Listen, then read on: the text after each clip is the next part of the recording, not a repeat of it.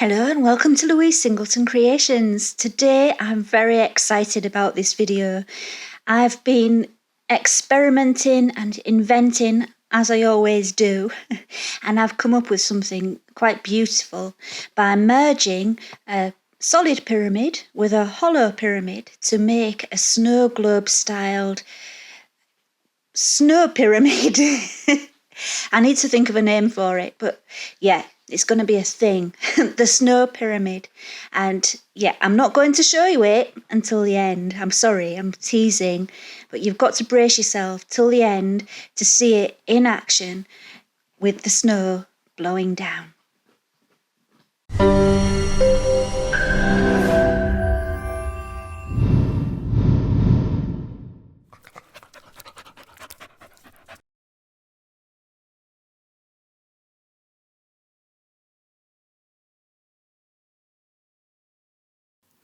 Right, so for this pyramid that we're making today, you need a solid pyramid for the inside and a hollow pyramid for the outside.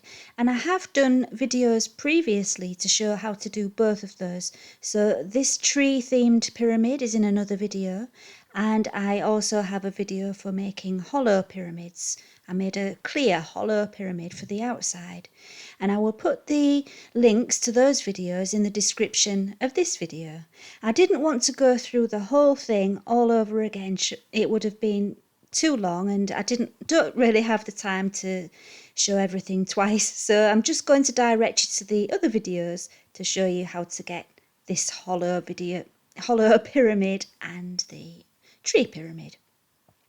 So yeah, it's hard to see the hollow pyramid, but hopefully you can just about. It's quite thin and it's just a little bit bigger than the pyramid that's going to go on the inside, because there needs to be a space between the two pyramids. And really mine is a little bit tight.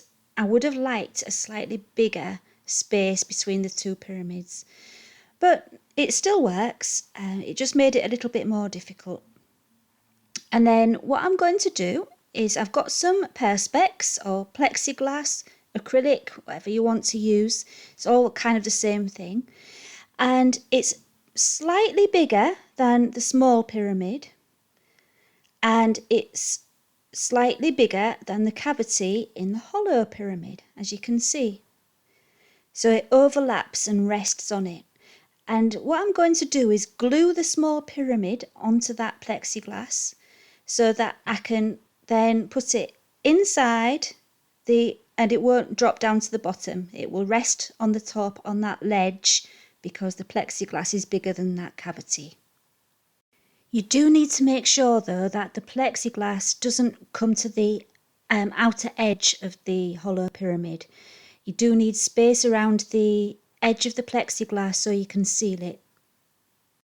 I've left the hollow pyramid still in the mould and in the frame, and that, well, you'll see why soon, but that really helps because I'm going to be filling it up. Once everything's in and it's sealed, I will then put another layer on the top. So that's why I didn't demold it, because I didn't want the resin to flow down the side of the pyramid. So I'm just taking the film off and I'm going to be gluing the pyramid to the acrylic, sorry. I'm going to be gluing it to the acrylic, and I'm using E6000 glue. And I've found that's the best one for using with resin. The only thing with it is that really it's a slow process because you need to leave it for a day after you've put it on for it to be fully cured. And to be honest, the longer you can leave it, the better. This perspex is going to be holding up the full weight of that pyramid when it's all turned upside down, so it needs to be a really good bond. So just be aware of that. You do need to leave it. Don't rush it. I was tempted to. I couldn't wait to get this pyramid done, but yeah, that's what I've done. I've put loads and loads of glue on, and I'm just going to spread it around and put it onto the plexiglass. For the next step, you'll see that I used UV resin, And you might be thinking, well, why didn't I use UV resin to attach the pyramid to the plexiglass? It would be quicker. The thing with UV resin is it doesn't attach very firmly to resin, to epoxy resin. And I wouldn't be confident that it would be strong enough to hold the two pieces together. I think they could come apart quite easily if you tried to join those two with UV resin. I wouldn't recommend it. So that's why I'm using the glue for this stage.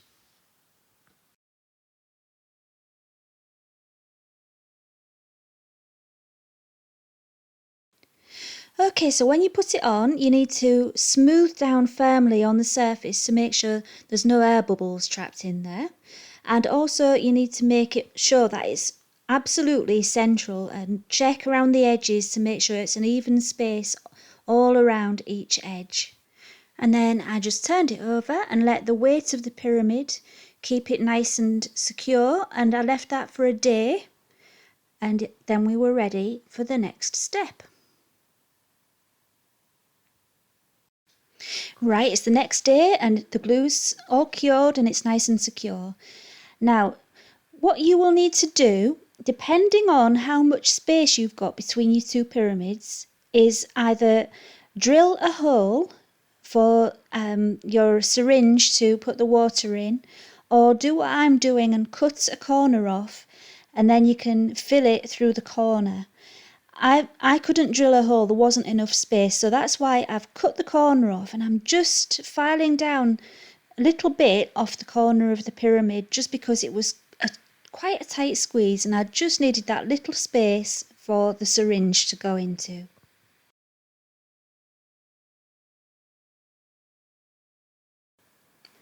And here I'm just testing that everything fits okay. But the next step before the pyramid will go inside is actually going to be to put the glitter in. The glitter needs to go in there first. Right, I had a selection of glitters that I'd been trying out and I decided on 3 in the end. I've got these glitters that are quite big pieces and I think they're more of a cosmetic glitter, but they work really well. And I've also got some clear, well, it's not clear, it's supposed to be white, but it turns out more clear when it's actually in the liquid. And I've got some fine glitter as well. I don't like to put too much fine glitter in because it can be a little bit too much.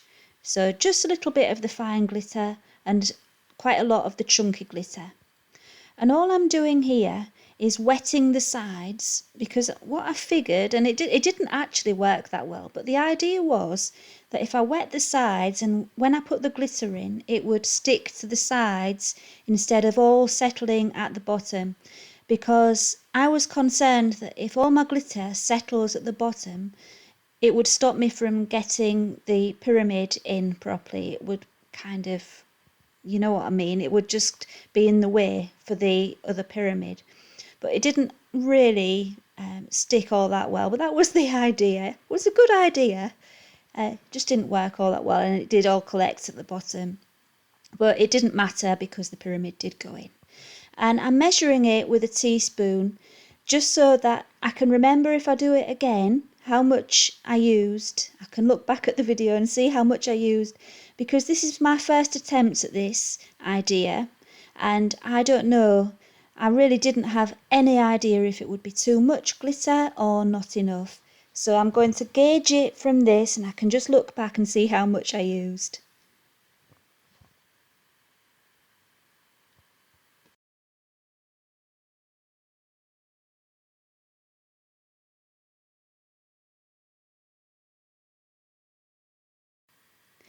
Right, so now all the glitter's in, it's time to put the other pyramid on the inside.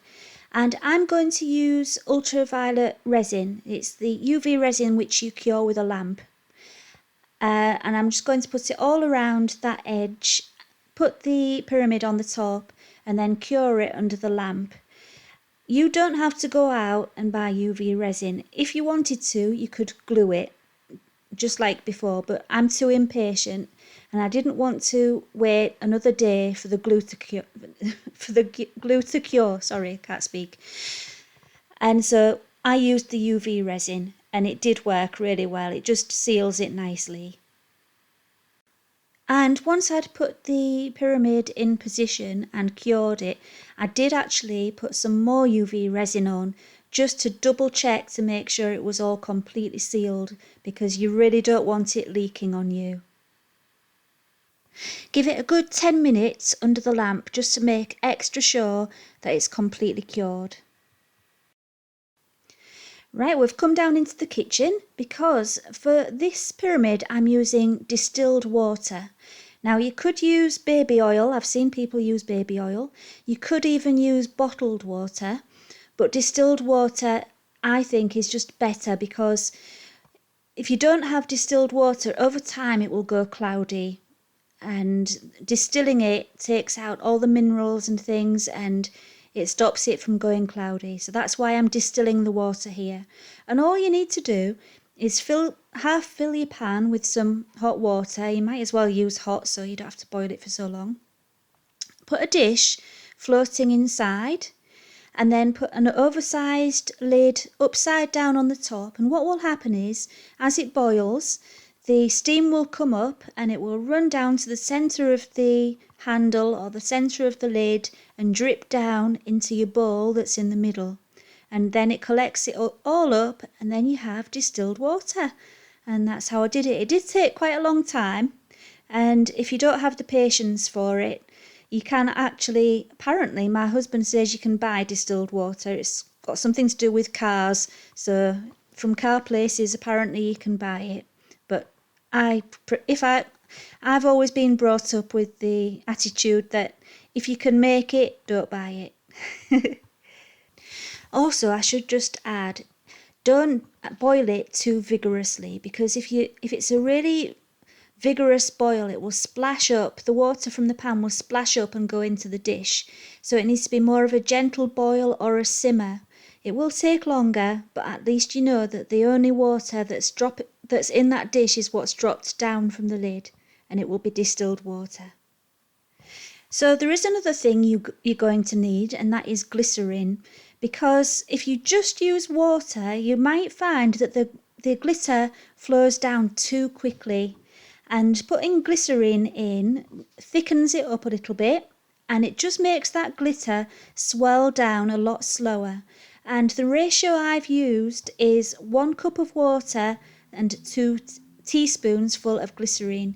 However, I did find when I looked at the finished result that I think a little bit more glycerin would have made the glitter go a little bit slower, and I might have been a little bit more happy with it. So yeah, maybe three teaspoons of glycerin to 1 cup of water may work better. Right then, so once you've mixed your water with your glycerin, it's time to put it into the pyramid. And it looks looks a bit lethal, that syringe, doesn't it? It's not one with a proper needle on, it's one with a blunt end. Yeah, so I just got the water into the syringe, and it was nice and easy then to just put it into the little hole and squirt the water inside. If you have a big space and you're able to have a slightly larger hole, you could use a funnel, but I didn't have space for a funnel or a small enough funnel, so that's why I've used a syringe. It's actually really surprising how much water goes in there. I just had no idea how much water I would need. It was really hard to gauge, really. So I think I filled that syringe about 4 or 5 times. It took quite a lot of water. It really was quite surprising.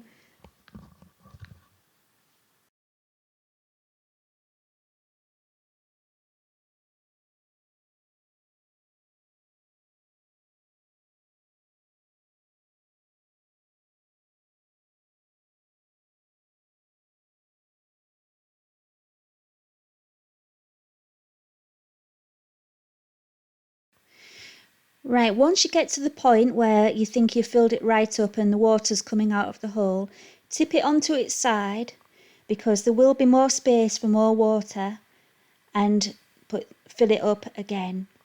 That's why I like the fact that my hole was in the corner because I could tip it up in that way and make sure it was properly filled up. You do want a little bit of an air bubble. It helps the whole thing to work if there's a small air bubble, but you don't want a huge air bubble. So what I did was I just filled it up until it was coming out, and I just realised that there was a very high chance that there would still be a small air bubble, and there was. So it worked. So when it's all filled up, you just need to close that hole with something, and I've just used a tiny little bit of sellotape. And don't worry that it's just, you might be thinking, oh, she's only using sellotape, that's not going to stop the water. Well, the sellotape is actually only to stop the UV resin from pouring through the hole, because I'm going to be covering that tape completely with UV resin, and it will go over the edges so it's all completely sealed. And that's the only reason for the tape. Otherwise, you'd put your UV resin on and it would drip through the hole, and you don't want that happening.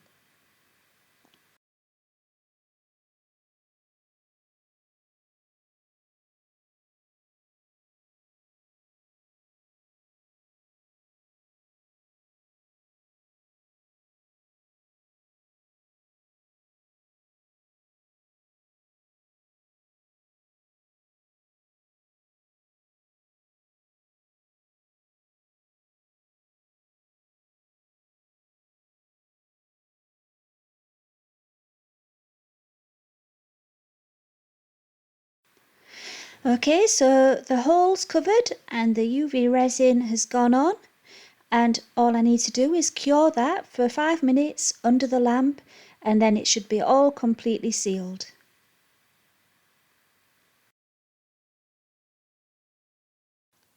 Okay, so now I've mixed up some resin to put on the top, and I've put in some casting craft white pigments, and I'm going to put some glitter in there as well to give it a little bit of sparkle. And then all I'm going to do is pour it on the top.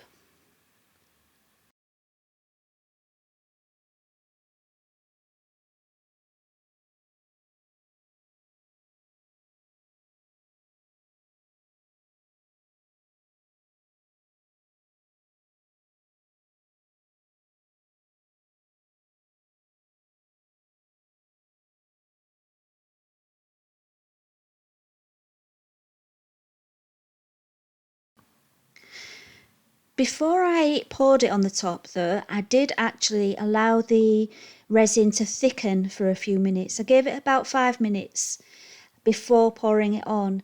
And the reason I did that was because I was slightly nervous about whether the mould had previously come away from the hollow pyramid that was in there. You know, if there was any gaps between the mould and the pyramid, I was just nervous that that would happen. Because when I took my barrier off after making my hollow pyramid, it was quite hard to get the barrier off, and I did have to pull it around a bit.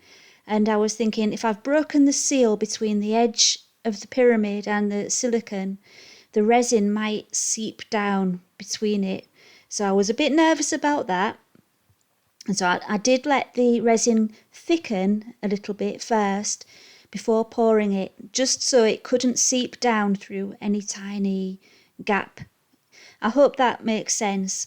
It was kind of hard to explain that, but yeah, that's why I did it.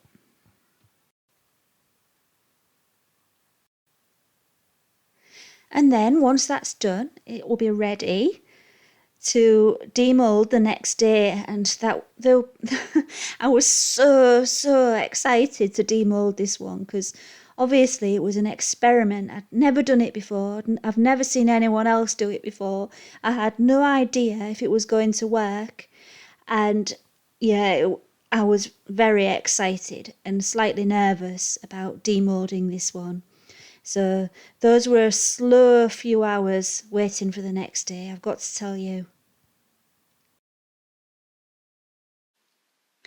Well, the waiting was finally over, so first thing this morning when I got up and got dressed, I dragged my husband out of bed to come and film me demolding the pyramid in the garden, and look how beautiful it turned out. It's turned out exactly how it was in my imagination, so I'm so happy with this new idea, and I will definitely be making some more.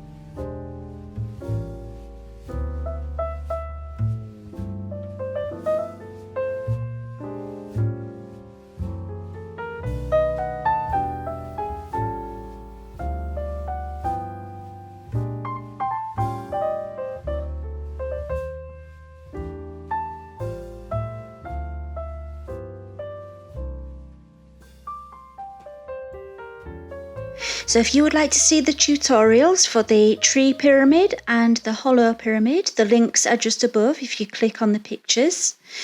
If you haven't already subscribed and you enjoyed the video, please hit like and subscribe, and you'll get notifications next time I upload a video.